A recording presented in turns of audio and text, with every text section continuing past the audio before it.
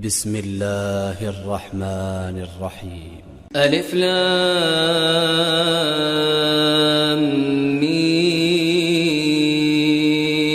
صاد كتاب أنزل إليك فلا يكن في صدرك حرج منه لتنذر به وذكرى للمؤمنين. اتبعوا ما أنزل إليكم من ربكم ولا تتبعوا من دونه أولياء قليلا ما تذكرون. وكم من قرية أهلكناها فجاءها بأسنا بياتا أو هم قائلون. فما كان دعواهم إذ جاءهم بأسنا إلا أن قالوا إنا كنا ظالمين. فلنسألن الذين أرسل إليهم ولنسألن المرسلين فلنقصن عليهم بعلم وما كنا غائبين. والوزن يومئذ الحق فمن ثقلت موازينه فأولئك هم المفلحون ومن خفت موازينه فأولئك الذين خسروا أنفسهم بما كانوا بآياتنا يظلمون. ولقد مكناكم في الأرض وجعلنا لكم فيها معايش قليلا ما تشكرون. ولقد خلقناكم ثم صورناكم ثم قلنا للملائكة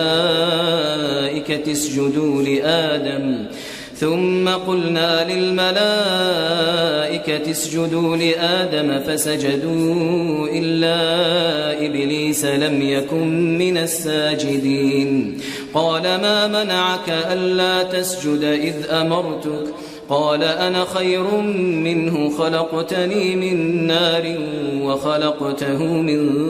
طين. قال فاهبط منها فما يكون لك أن تتكبر فيها فاخرج إنك من الصاغرين. قال أنظرني إلى يوم يبعثون. قال إنك من المنظرين. قال فبما أغويتني لأقعدن لهم صراطك المستقيم ثم لآتينهم من بين أيديهم ومن خلفهم وعن أيمانهم وعن شمائلهم ولا تجد أكثرهم شاكرين. قال اخرج منها مذءوما مدحورا لمن تبعك منهم لأملأن جهنم منكم أجمعين. ويا آدم اسكن أنت وزوجك الجنة فكلا من حيث شئتما ولا تقربا هذه الشجرة فتكونا من الظالمين. فوسوس لهما الشيطان ليبدي لهما ما وري عنهما من سوآتهما وقال ما نهاكما ربكما عن هذه الشجرة إلا أن تكونا ملكين أو تكونا من الخالدين. وقاسمهما إني لكما لمن الناصحين فدلاهما بغرور فلما ذاقا الشجرة بدت لهما سوآتهما وطفقا يخصفان عليهما من ورق الجنة وناداهما ربهما ألم أنهكما عن تلكما الشجرة وأقل لكما إن الشيطان لكما عدو مبين. قالا ربنا ظلمنا أنفسنا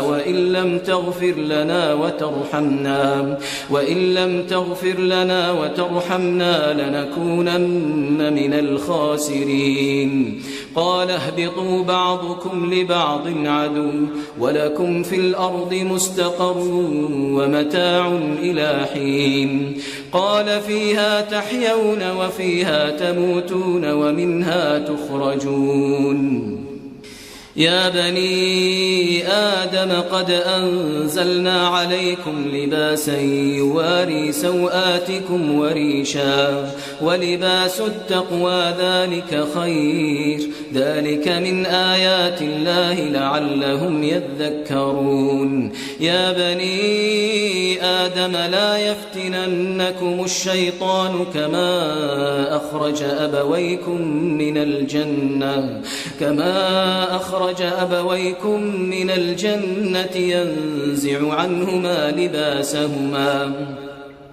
ينزع عنهما لباسهما ليريهما سوآتهما إنه يراكم هو وقبيله من حيث لا ترونهم إنا جعلنا الشياطين أولياء للذين لا يؤمنون وإذا فعلوا فاحشة قالوا وجدنا عليها آباءنا والله أمرنا بها قل إن الله لا يأمر بالفحشاء أتقولون على الله ما لا تعلمون قل أمر ربي بالقسط وأقيموا وجوهكم عند كل مسجد وادعوه مخلصين له الدين كما بدأكم تعودون فريقا هدى وفريقا حق عليهم الضلالة إنهم اتخذوا الشياطين أولياء من دون الله ويحسبون أنهم مهتدون يا بني آدم خذوا زينتكم عند كل مسجد وكلوا واشربوا ولا تسرفوا إنه لا يحب المسرفين قل من حرم زينة الله التي أخرج لعباده والطيبات من الرزق قل هي للذين آمنوا في الحياة الدنيا خالصة يوم القيامة كذلك نفصل الآيات لقوم يعلمون قل إنما حرم ربي الفواحش ما ظهر منها وما بطن والإثم والبغي بغير الحق وأن تشركوا بالله ما لم ينزل به سلطانا وأن تقولوا على الله ما لا تعلمون ولكل أمة أجل فإذا جاء أجلهم لا يستأخرون ساعة ولا يستقدمون يا بني آدم إما يأتينكم رسل منكم يقصون عليكم آياتي فمن اتقى وأصلح فلا خوف عليهم ولا هم يحزنون والذين كذبوا بآياتنا واستكبروا عنها أولئك أصحاب النار هم فيها خالدون فمن أظلم ممن افترى على الله كذبا أو كذب بآياته أولئك ينالهم نصيبهم من الكتاب حتى إذا جاءتهم رسلنا يتوفونهم قالوا أين ما كنتم تدعون من دون الله قالوا ضلوا عنا وشهدوا على أنفسهم أنهم كانوا كافرين قال ادخلوا في قد خلت من قبلكم من الجن والإنس في النار كلما دخلت أمة لعنت أختها حتى إذا اداركوا فيها جميعا قالت أخراهم لأولاهم ربنا هؤلاء أضلونا فآتهم عذابا ضعفا من النار قال لكل ضعف ولكن لا تعلمون وقالت أولاهم لأخراهم فما كان لكم علينا من فضل فذوقوا العذاب بما كنتم تكسبون إن الذين كذبوا بآياتنا واستكبروا عنها لا تفتح لهم أبواب السماء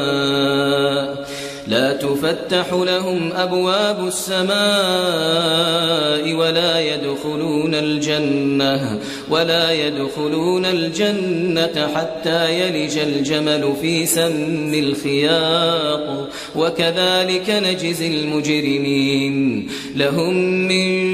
جهنم مهاد ومن فوقهم غواش وكذلك نجزي الظالمين والذين آمنوا وعملوا الصالحات لا نكلف نفسا إلا وسعها أولئك أصحاب الجنة هم فيها خالدون ونزعنا ما في صدورهم من غل تجري من تحتهم الأنهار وقالوا الحمد لله الذي هدانا لهذا وما كنا لنهتدي لولا أن هدانا الله لقد جاءت رسل ربنا بالحق ونودوا أن تلكم الجنة أورثتموها بما كنتم تعملون ونادى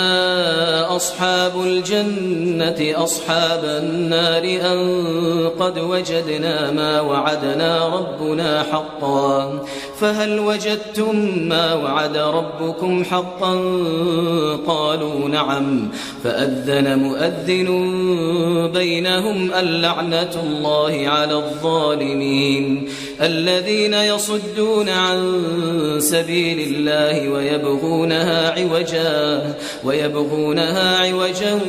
وهم بالآخرة كافرون وبينهما حجاب وعلى الأعراف رجال يعرفون كلا بسيماهم ونادوا أصحاب الجنة أن سلام عليكم لم يدخلوها وهم يطمعون وإذا صرفت أبصارهم تلقاء أصحاب النار قالوا ربنا لا تجعلنا مع القوم الظالمين ونادى أصحاب الأعراف رجالا يعرفونهم بسيماهم قالوا ما أغنى عنكم جمعكم وما كنتم تستكبرون أهؤلاء الذين أقسمتم لا ينالهم الله برحمة ادخلوا الجنة لا خوف عليكم ولا أنتم تحزنون ونادى أصحاب النار أصحاب الجنة أن أفيضوا علينا من الماء أو مما رزقكم الله قالوا إن الله حرمهما على الكافرين الذين اتخذوا دينهم لهوا ولعبا وغرتهم الحياة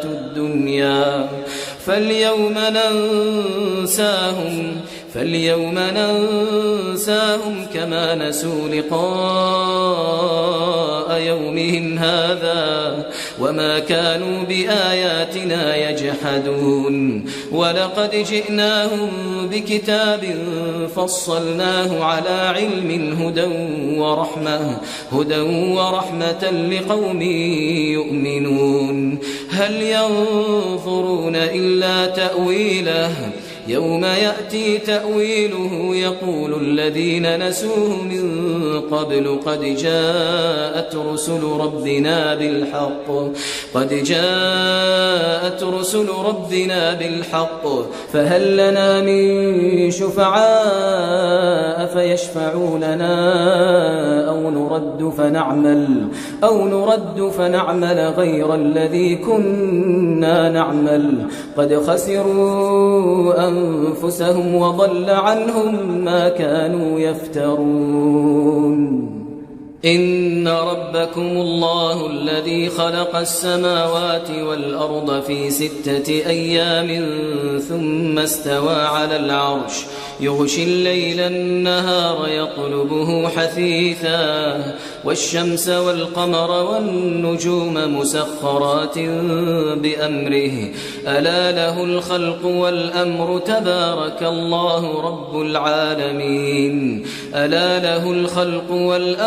تبارك الله رب العالمين ادعوا ربكم تضرعا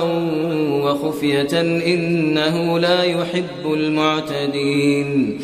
ولا تفسدوا في الأرض بعد إصلاحها وادعوه خوفا وطمعا إن رحمة الله قريب من المحسنين وهو الذي يرسل الرياح بشرا بين يدي رحمته حتى إذا أقلت سحابا ثقالا سقناه لبلد ميت فأنزلنا به الماء فأخرجنا به من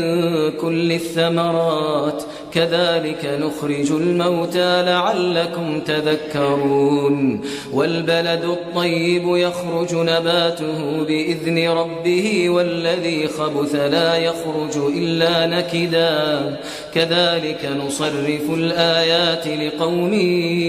يشكرون لقد أرسلنا نوحا إلى قومه فقال يا قوم اعبدوا الله ما لكم من إله غيره إني أخاف عليكم عذاب يوم عظيم قال الملأ من قومه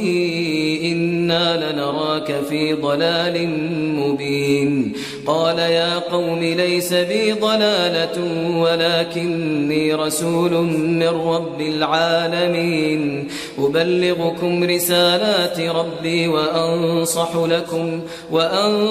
لكم وأعلم من الله ما لا تعلمون أوعجبتم أن جاءكم ذكر من ربكم على رجل منكم لينذركم ولتتقوا ولعلكم ترحمون فكذبوه فأنجيناه والذين معه في الفلك وأغرقنا الذين كذبوا بآياتنا إنهم كانوا قوما عمين وإلى عاد أخاهم هودا قال يا قوم اعبدوا الله ما لكم من إله غيره أفلا تتقون قال الملأ الذين كفروا من قومه إنا لنراك في سفاهة وإنا لنظنك من الكاذبين قال يا قوم ليس بي سفاهة ولكني رسول من رب العالمين أبلغكم رسالات ربي وأنا لكم ناصح أمين أوعجبتم أن جاءكم ذكر من ربكم على رجل منكم واذكروا إذ جعلكم خلفاء من بعد قوم نوح وزادكم في الخلق بسطة فاذكروا آلاء الله لعلكم تفلحون قالوا أجئتنا لنعبد الله وحده ونذر ما كان يعبد آباؤنا فأتنا بما تعدنا إن كنت من الصادقين قال قد وقع عليكم من ربكم رجس وغضب أتجادلونني في أسماء سميتموها أنتم وآباؤكم ما نزل الله بها من سلطان فانتظروا إني معكم من المنتظرين فأنجيناه والذين معه برحمة منا وقطعنا دابر الذين كذبوا بآياتنا وما كانوا مؤمنين وإلى ثمود أخاهم صالحا قال يا قوم اعبدوا الله ما لكم من إله غيره قد جاءتكم بينة من ربكم هذه ناقة الله لكم آية فذروها تأكل في أرض الله ولا تمسوها بسوء فيأخذكم عذاب أليم واذكروا إذ جعلكم خلفاء من بعد عاد وبوأكم في الأرض تتخذون من سهولها قصورا وتنحتون الجبال بيوتا فاذكروا آلاء الله ولا تعثوا في الأرض مفسدين قال الملأ الذين استكبروا من قومه للذين استضعفوا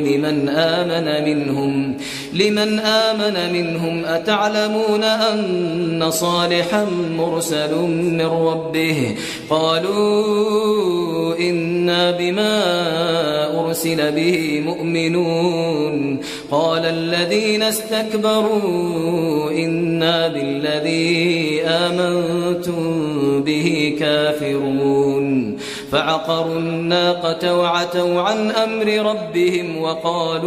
وقالوا يا صالح ائتنا بما تعدنا إن كنت من المرسلين فأخذتهم الرجفة فأصبحوا في دارهم جاثمين فتولى عنهم وقال يا قوم لقد أبلغتكم رسالة ربي ونصحت لكم ولكن لا تحبون الناصحين ولوطا إذ قال لقومه أتأتون الفاحشة ما سبقكم بها من أحد من العالمين إنكم لتأتون الرجال شهوة من دون النساء بل أنتم قوم مسرفون وما كان جواب قومه إلا أن قالوا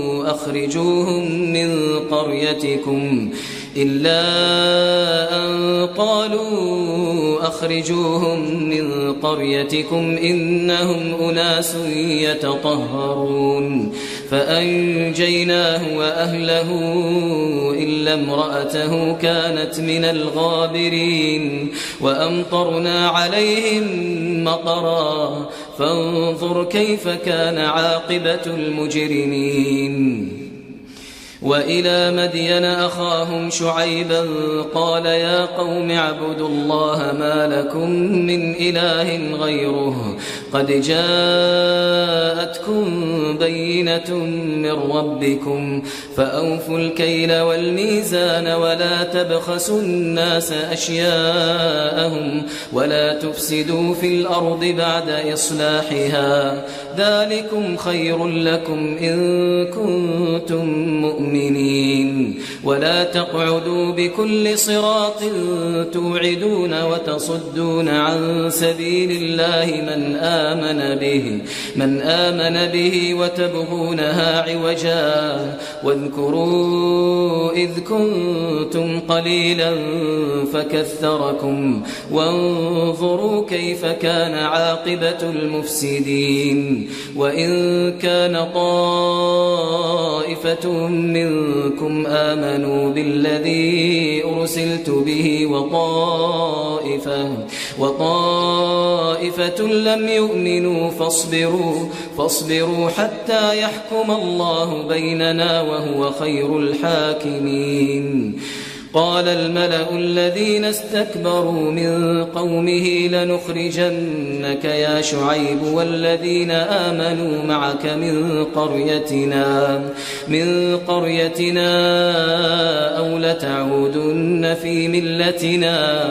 قال أولو كنا كارهين قد افترينا على الله كذبا إن عدنا في ملتكم بعد إذ نجانا الله منها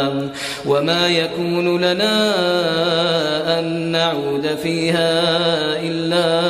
أن يشاء الله ربنا وسع ربنا كل شيء علما على الله توكلنا ربنا افتح بيننا وبين قومنا بالحق وأنت خير الفاتحين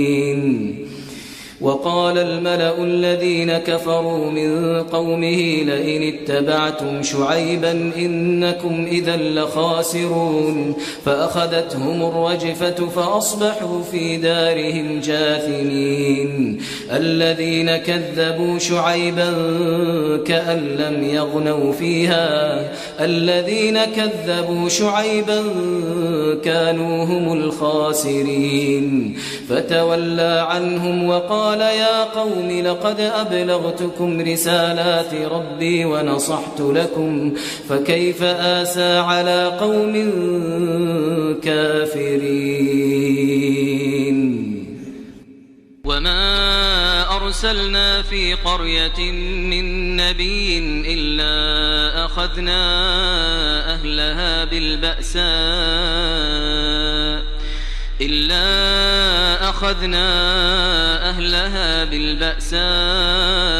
والضراء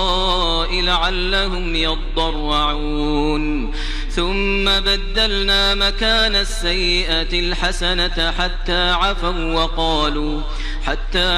وقالوا قد مس آباءنا الضراء والسراء فأخذناهم بغتة وهم لا يشعرون ولو أن أهل القرى آمنوا واتقوا لفتحنا عليهم بركات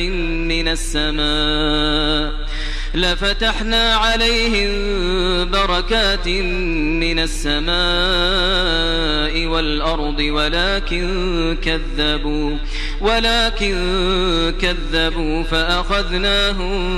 بما كانوا يكسبون أفأمن أهل القرى أن يأتيهم بأسنا بياتا وهم نائمون أوأمن أهل القرى أن يأتيهم بأسنا ضحى وهم يلعبون أفأمنوا مكر الله فلا يأمن مكر الله إلا القوم الخاسرون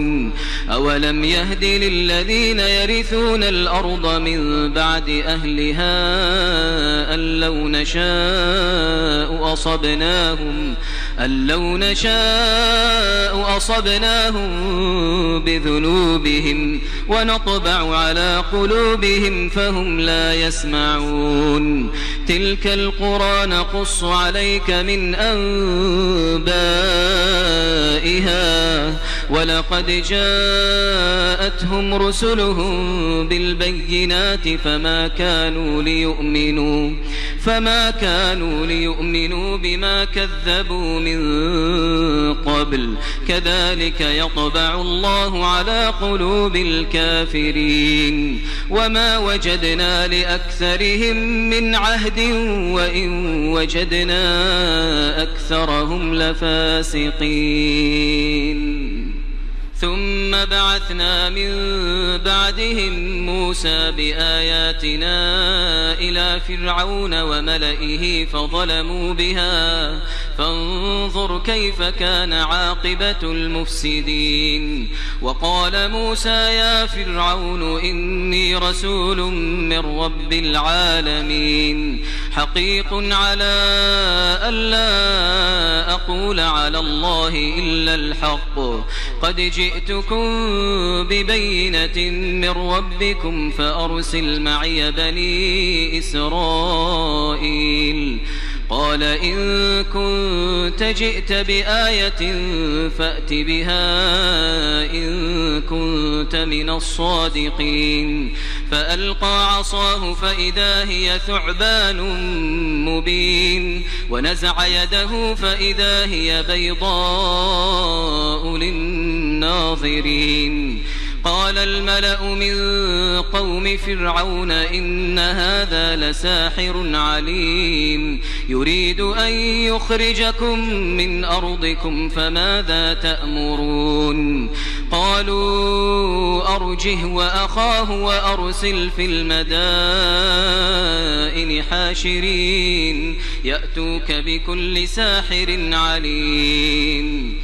وجاء السحرة فرعون قالوا إن لنا لأجرا إن كنا نحن الغالبين قال نعم وإنكم لمن المقربين قالوا يا موسى إما أن تلقي وإما أن نكون نحن الملقين قال ألقوا فلما ألقوا سحروا أعين الناس واسترهبوهم وجاءوا بسحر عظيم وأوحينا إلى موسى أن ألق عصاك فإذا هي تلقف ما يأفكون فوقع الحق وبطل ما كانوا يعملون فغلبوا هنالك وانقلبوا صاغرين وألقي السحرة ساجدين قالوا آمنا برب العالمين رب موسى وهارون قال فرعون آمنتم به قبل أن آذن لكم إن هذا لمكر مكرتموه في المدينة لتخرجوا منها أهلها فسوف تعلمون لأقطعن أيديكم وأرجلكم من خلاف ثم لأصلبنكم أجمعين قالوا إنا إلى ربنا منقلبون وما تنقم منا إلا أن آمنا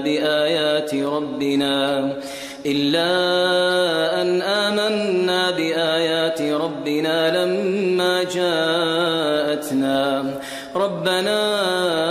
أفرغ علينا صبرا وتوفنا مسلمين وقال الملأ من قوم فرعون أتذر موسى وقومه ليفسدوا في الأرض ويذرك وآلهتك قال سنقتل أبناءهم ونستحيي نساءهم وإنا فوقهم قاهرون قال موسى لقومه استعينوا بالله واصبروا إن الأرض لله يورثها من يشاء من عباده والعاقبة للمتقين قالوا أوذينا من قبل أن تأتينا ومن بعد ما جئتنا قال عسى ربكم أن يهلك عدوكم ويستخلفكم في الأرض فينظر كيف تعملون ولقد أخذنا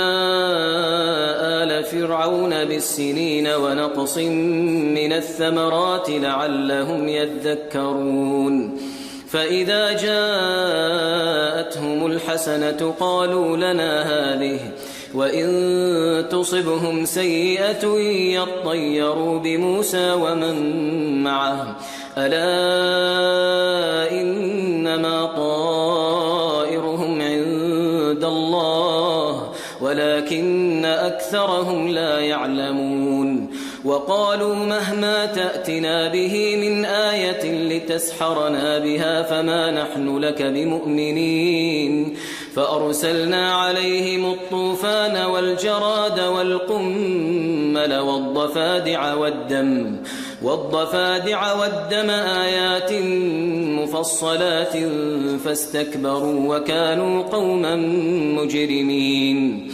ولما وقع عليهم الرجز قالوا يا موسى ادع لنا ربك بما عهد عندك لئن كشفت عنا الرجز لنؤمنن لك ولنرسلن معك بني إسرائيل فلما كشفنا عنهم الرجز إلى أجل هم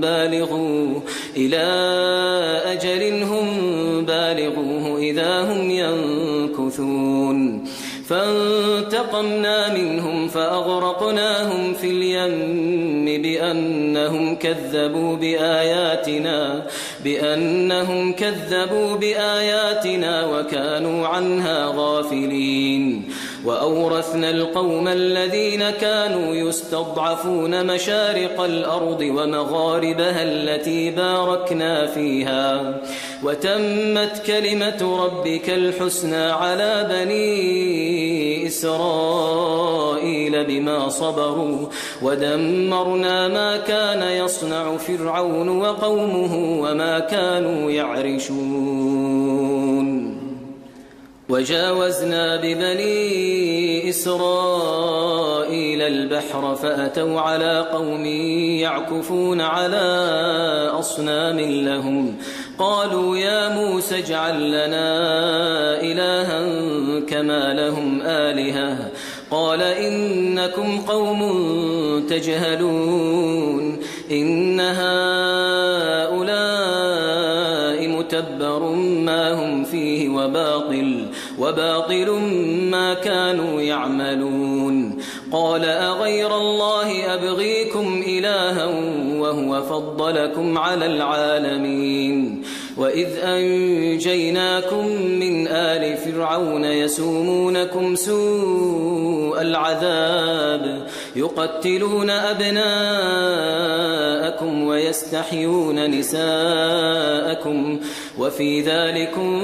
بلاء من ربكم عظيم وواعدنا موسى 30 ليلة وأتممناها ب10 فتم ميقات ربه 40 ليلة وقال موسى لأخيه هارون اخلفني في قومي وأصلح ولا تتبع سبيل المفسدين ولما جاء موسى لميقاتنا وكلمه ربه قال رب أرني أنظر إليك قال لن تراني ولكن انظر إلى الجبل ولكن انظر إلى الجبل فإن استقر مكانه فسوف تراني فلما تجلى ربه للجبل جعله دكا وخر موسى صعقا فلما أفاق قال سبحانك تبت إليك وأنا أول المؤمنين قال يا موسى إني اصطفيتك على الناس برسالاتي وبكلامي فخذ ما آتيتك وكن من الشاكرين وكتبنا له في الألواح من كل شيء موعظة وتفصيلا لكل شيء فخذها بقوة وأمر قومك يأخذوا بأحسنها سأريكم دار الفاسقين سأصرف عن آياتي الذين يتكبرون في الأرض بغير الحق وإن يروا كل آية لا يؤمنوا بها وإن يروا سبيل الرشد لا يتخذوه سبيلا وإن يروا سبيل الغي يتخذوه سبيلا ذلك بأنهم كذبوا بآياتنا وكانوا عنها غافلين والذين كذبوا بآياتنا ولقاء الآخرة حبطت أعمالهم هل يجزون إلا ما كانوا يعملون واتخذ قوم موسى من بعده من حليهم عجلا جسدا له خوار ألم يروا أنه لا يكلمهم ولا يهديهم سبيلا اتخذوه وكانوا ظالمين ولما سقط في أيديهم ورأوا أنهم قد ضلوا قالوا لئن لم يرحمنا ربنا ويغفر لنا لنكونن من الخاسرين ولما رجع موسى إلى قومه غضبان أسفا قال بئس ما خلفتموني من بعدي أعجلتم أمر ربكم وألقى الألواح وأخذ برأس أخيه يجره إليه قال ابن أم إن القوم استضعفوني وكادوا يقتلونني فلا تشمت بي الأعداء ولا تجعلني مع القوم الظالمين قال رب اغفر لي ولأخي وأدخلنا في رحمتك قال رب اغفر لي ولأخي وأدخلنا في رحمتك وأنت أرحم الراحمين إن الذين اتخذوا العجل سينالهم غضب من ربهم وذلة في الحياة الدنيا وكذلك نجزي المفترين والذين عملوا السيئات ثم تابوا من بعدها وآمنوا إن ربك من بعدها لغفور رحيم ولما سكت عن موسى الغضب أخذ الألواح وفي نسختها هدى ورحمة للذين هم لربهم يرهبون واختار موسى قومه 70 رجلا لميقاتنا فلما أخذتهم الرجفة قال رب لو شئت أهلكتهم من قبل وإياي أتهلكنا بما فعل السفهاء منا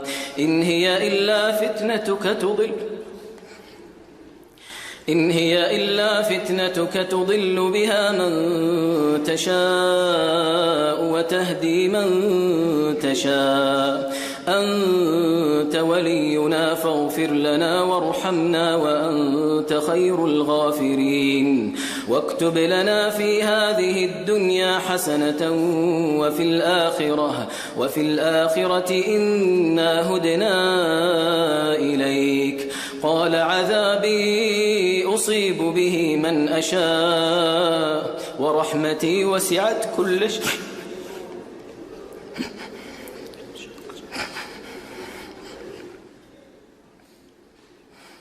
قال عذابي أصيب به من أشاء ورحمتي وسعت كل شيء فسأكتبها للذين يتقون ويؤتون الزكاة والذين هم بآياتنا يؤمنون الذين يتبعون الرسول النبي الأمي الذي يجدونه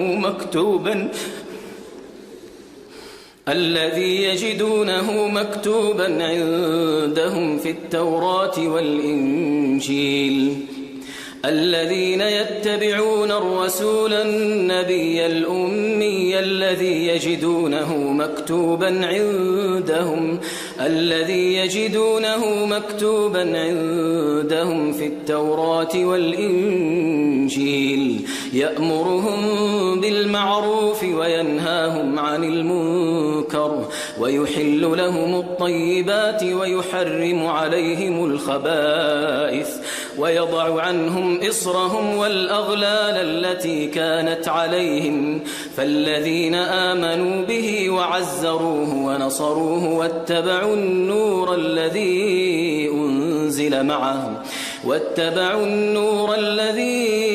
أنزل معه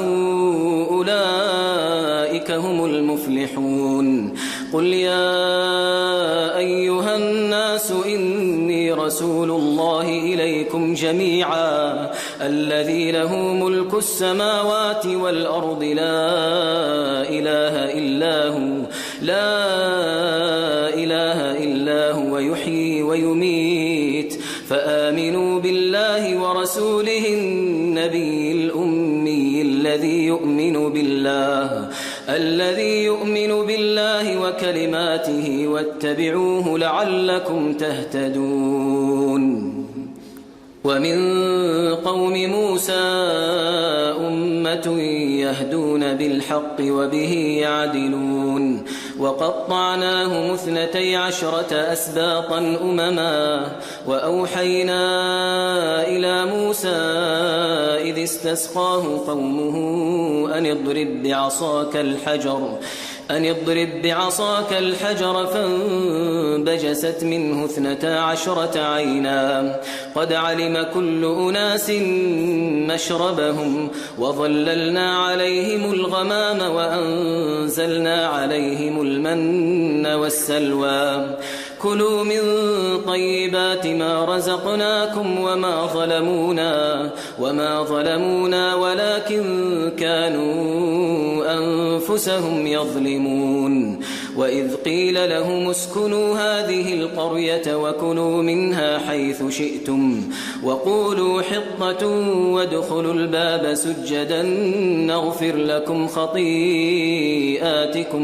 سنزيد المحسنين فبدل الذين ظلموا منهم قولا غير الذي قيل لهم فأرسلنا عليهم رجزا من السماء بما كانوا يظلمون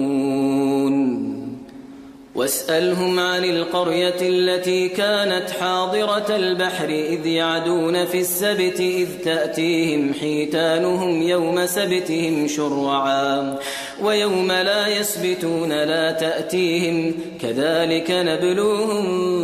بما كانوا يفسقون وإذ قالت أمة منهم لم تعظون قوما الله مهلكهم أو معذبهم عذابا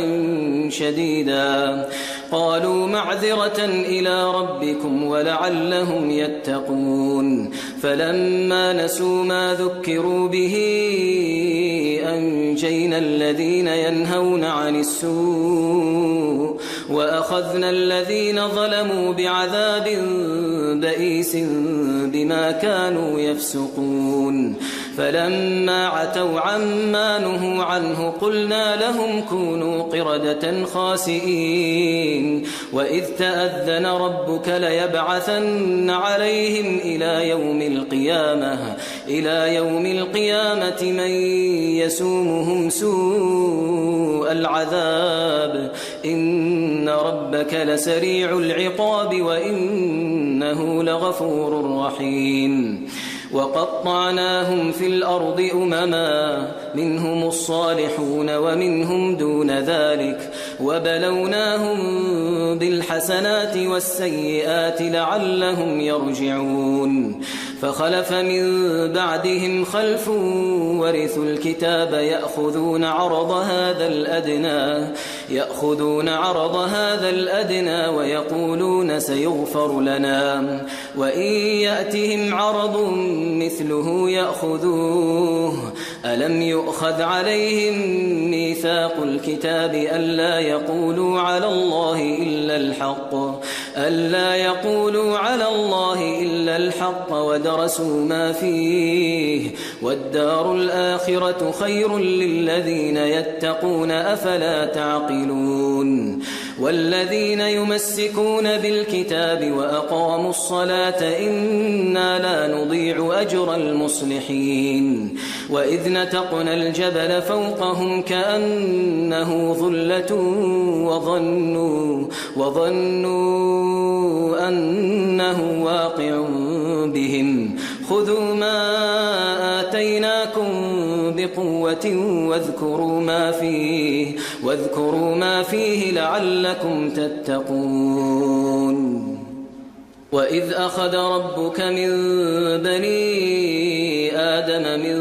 ظهورهم ذريتهم وأشهدهم على أنفسهم ألست بربكم قالوا بلى شهدنا أن تقولوا يوم القيامة إنا كنا عن هذا غافلين أو تقولوا إنما أشرك آباؤنا من قبل وكنا ذرية من بعدهم أفتهلكنا بما فعل المبطلون وكذلك نفصل الآيات ولعلهم يرجعون واتل عليهم نبأ الذي آتيناه آياتنا فانسلخ منها فأتبعه الشيطان فكان من الغاوين ولو شئنا لرفعناه بها ولكنه أخلد إلى الأرض واتبع هواه فمثله كمثل الكلب إن تحمل عليه يلهث أو تتركه يلهث ذلك مثل القوم الذين كذبوا بآياتنا فاقصص القصص لعلهم يتفكرون ساء مثلا القوم الذين كذبوا بآياتنا وأنفسهم كانوا يظلمون من يهد الله فهو المهتدي ومن يضلل فأولئك هم الخاسرون ولقد ذرأنا لجهنم كثيرا من الجن والإنس لهم قلوب لا يفقهون بها ولهم أعين لا يبصرون بها ولهم آذان لا يسمعون بها أولئك كالأنعام بل هم أضل أولئك هم الغافلون ولله الأسماء الحسنى فادعوه بها وذروا الذين يلحدون في أسمائه سيجزون ما كانوا يعملون وممن خلقنا أمة يهدون بالحق وبه يعدلون والذين كذبوا بآياتنا سنستدرجهم من حيث لا يعلمون وأملي لهم إن كيدي متين أولم يتفكروا ما بصاحبهم من جنة إن هو إلا نذير مبين أولم ينظروا في ملكوت السماوات والأرض وما خلق الله من شيء وأن عسى أن يكون قد اقترب أجلهم فبأي حديث بعده يؤمنون من يضلل الله فلا هادي له ويذرهم في طغيانهم يعمهون يسألونك عن الساعة أيان مرساها قل إنما علمها عند ربي لا يجليها لوقتها إلا هو ثقلت في السماوات والأرض لا تأتيكم إلا بغتة يسألونك كأنك حفي عنها قل إنما علمها عند الله ولكن أكثر الناس لا يعلمون قل لا أملك لنفسي نفعا ولا ضرا إلا ما شاء الله ولو كنت أعلم الغيب لاستكثرت من الخير وما مسني السوء إن أنا إلا نذير وبشير لقوم يؤمنون هو الذي خلقكم من نفس واحدة وجعل منها زوجها ليسكن إليها فلما تغشاها حملت حملا خفيفا فمرت به فلما أثقلت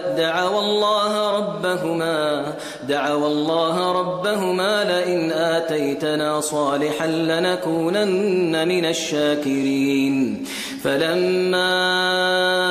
آتاهما صالحا جعلا له شركاء فيما آتاهما فتعالى الله عما يشركون أيشركون ما لا يخلق شيئا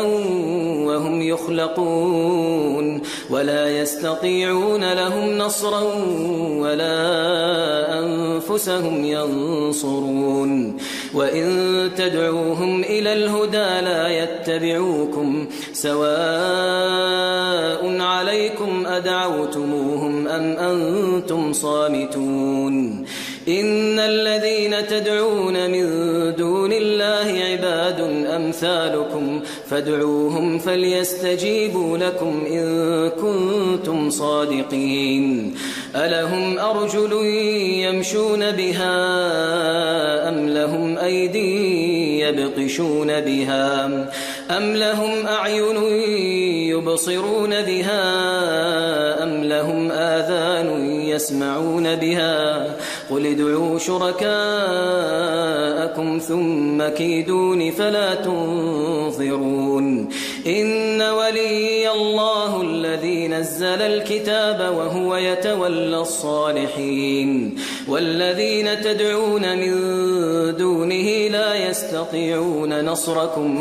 يستطيعون نصركم ولا أنفسهم ينصرون وإن تدعوهم إلى الهدى لا يسمعوا وتراهم ينظرون إليك وهم لا يبصرون خذ العفو وأمر بالعرف وأعرض عن الجاهلين وإما ينزغنك من الشيطان نزغ فاستعذ بالله إنه سميع عليم إن الذين اتقوا إذا مسهم طائف من الشيطان تذكروا فإذا هم مبصرون وإخوانهم يمدونهم في الغي ثم لا يقصرون وإذا لم تأتهم بآية قالوا لولا اجتبيتها قل إنما أتبع ما يوحى إلي من ربي هذا بصائر من ربكم وهدى ورحمة لقوم يؤمنون وإذا قرئ القرآن فاستمعوا له وأنصتوا لعلكم ترحمون واذكر ربك في نفسك تضرعا وخيفة ودون الجهر من القول بالغدو والآصال ولا تكن من الغافلين إن الذين عند ربك لا يستكبرون عن عبادته ويسبحونه وله يسجدون